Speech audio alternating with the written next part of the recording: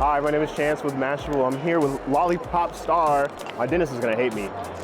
This is basically a lollipop that you can hear music in. It doesn't play it out loud, but basically how it works is it kind of like vibrates in your mouth.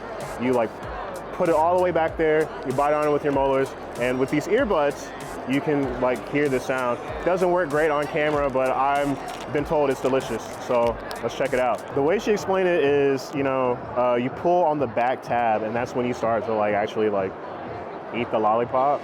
So if you pull on it,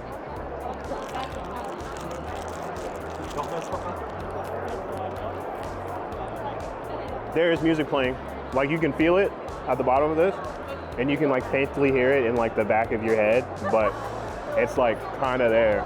It's neat in concept, although I feel like it's really loud in here, so it's hard to really like tell. But you know, if I was a big fan of Akon, I could definitely like dig this. They also have Ice Spice and Armani White, as well as like other flavors. This is the Lollipop Star.